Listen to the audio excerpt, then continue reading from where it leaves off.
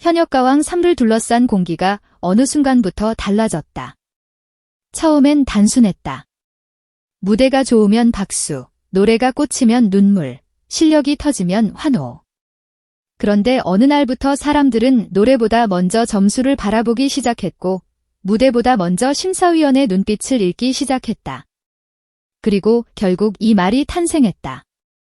마녀 심사단이 정한 탑 7 아니냐, 한때는 자극적인 인터넷 밈처럼 떠돌던 표현이 이제는 시청자들이 프로그램을 바라보는 불신의 이름표가 되어버렸다.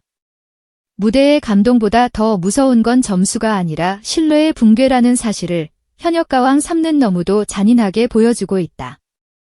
불신의 불신은 어느 한 장면에서 폭발했다.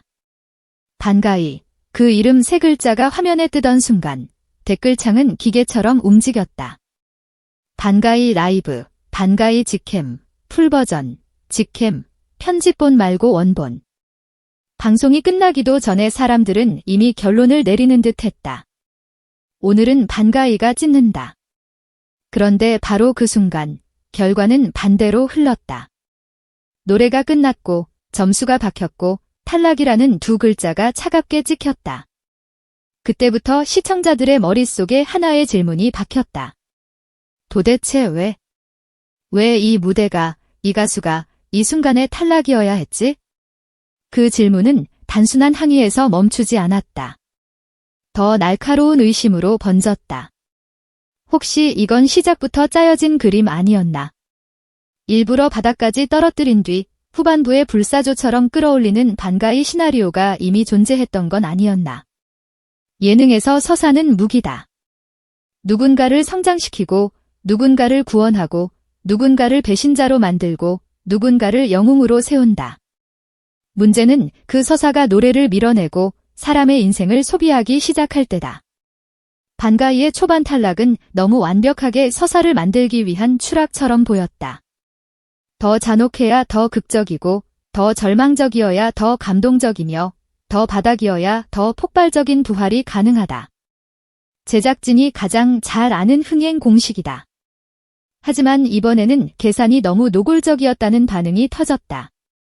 시청자들은 이제 단순히 TV 앞에서 박수치는 관객이 아니다. 투표를 하고, 댓글을 달고, 커뮤니티에서 여론을 만들고, 클립 조회수를 올리고, 프로그램의 흐름을 데이터로 분석해버리는 존재다.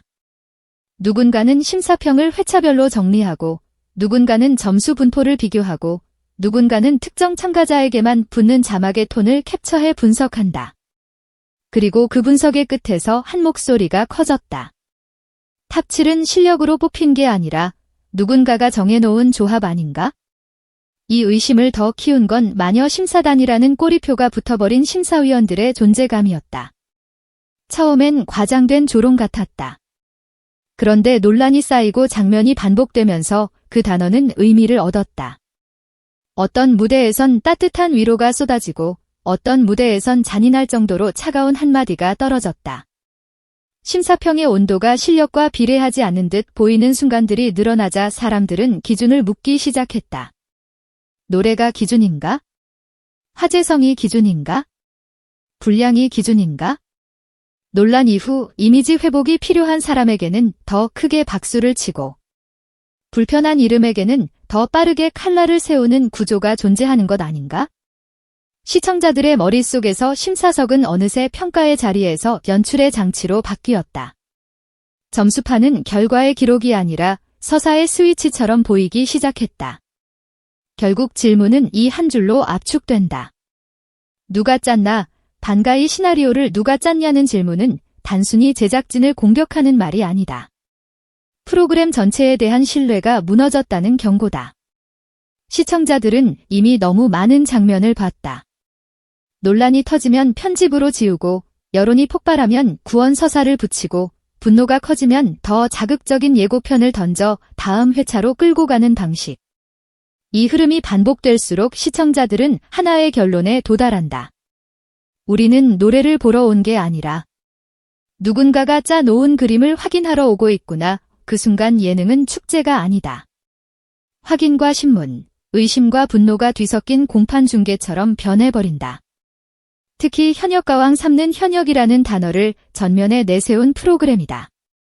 이미 무대에서 살아남는 법을 알고 있는 사람들, 노래로 먹고 사는 사람들, 지금 이 순간이 커리어의 방향을 바꾸는 사람들이다.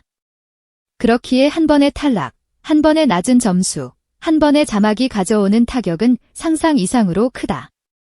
그런데 그 거대한 무게를 서사의 재미로 소비한다면 시청자는 용서하지 않는다. 반가이의 초반 탈락이 불러온 분노는 단순한 팬심의 폭발이 아니다. 사람을 이렇게 써도 되냐라는 윤리적 질문이 섞여 있다. 누군가를 일부러 떨어뜨려 더 극적인 부활을 만든다. 그것이 성공했을 때 얻는 것은 조회수와 화제성이지만 잃는 것은 신뢰다. 그리고 신뢰는 한 번 깨지면 아무리 화려한 조명과 거대한 무대가 있어도 다시 붙지 않는다. 여기서 프로그램이 놓친 결정적 포인트가 있다.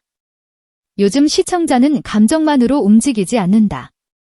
감정이 불붙으면 데이터로 증명해버린다. 클립 조회수, 댓글 반응, 커뮤니티 여론, 투표 흐름, 심사평의 패턴, 편집 분량의 차이까지. 그 모든 것이 기록되고 공유된다. 그래서 마녀 심사단이 정한 탑 7지라는 말이 그냥 말로 끝나지 않는다. 그것은 시청자들이 체감한 결과의 총합이다.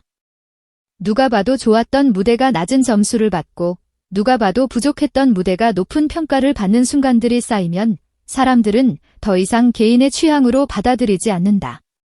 구조가 있다고 느낀다. 그리고 구조가 있다고 믿는 순간 프로그램은 끝없이 의심의 늪으로 빨려 들어간다. 반가이 시나리오 의혹이 폭발한 이유도 결국 그 구조 때문이다. 초반 탈락은 납득이 되지 않았고 이후의 흐름은 더 의심스럽게 보였다. 누군가를 떨어뜨린 뒤 여론이 폭발하자 다시 조명해주는 방식. 이건 구원처럼 보이지만 동시에 교묘한 흥행 장치처럼 보이기도 한다. 시청자들은 그 딜레마 한가운데서 분노한다. 우리가 만든 여론을 제작진이 이용한 건가? 우리의 분노가 다음 회차의 예고편을 위한 연료였나? 우리가 사랑하는 가수의 이름과 커리어가 그 연료로 소비된 건가? 이 질문은 단순히 반가이 한 사람에만 머무르지 않는다. 다른 참가자들에게도 향한다. 누군가는 지나치게 차갑게, 누군가는 지나치게 따뜻하게. 그 온도 차가 실력의 차가 아니라 서사의 필요처럼 느껴지는 순간들이 계속되면 탑 7이라는 최종 라인업조차 실력의 결과가 아니라 연출의 결론처럼 보이게 된다. 그렇다면 진짜로 누가 짰나? 제작진인가? 심사위원인가? 아니면 플랫폼과 여론의 흐름을 읽는 보이지 않는 손인가? 정답은 쉽게 잡히지 않는다. 하지만 분명한 건 하나다. 시청자들은 이제 그 정답을 요구하고 있다는 것, 적어도 납득하게 해달라는 외침이다.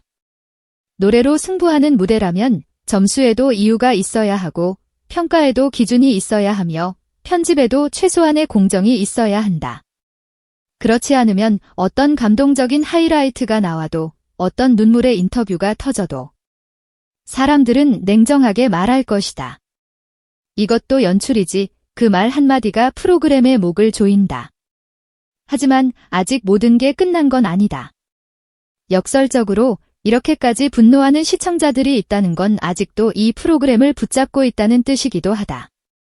사람들이 진짜로 등을 돌렸다면 댓글창은 조용해진다. 게시판도 멈춘다. 조회수도 떨어진다. 그런데 지금은 반대다. 뜨겁다. 너무 뜨겁다. 그 열기는 사랑과 분노가 섞인 가장 위험하면서도 가장 강력한 에너지다. 현역가왕 3가 선택해야 할 길은 분명하다. 논란을 더 자극적으로 끌고 가며 서사로 불을 키울 것인가, 아니면 지금이라도 방향을 틀어 무대와 실력 중심의 원칙을 선언할 것인가. 시청자가 원하는 건 복잡하지 않다. 누군가를 희생양으로 삼아 만든 드라마가 아니라 오롯이 노래가 이기고 지는 순간을 보고 싶다는 것. 점수보다 무서운 불신이 프로그램을 삼키기 전에 제작진과 심사단이 먼저 해야 할 일은 단 하나다. 시청자와 싸우지 말고 기준을 보여줘라. 그래야만 마녀 심사단이 정한 탑 7지라는 말이 꼬리표가 아니라 지나가는 소문으로 끝날 수 있다.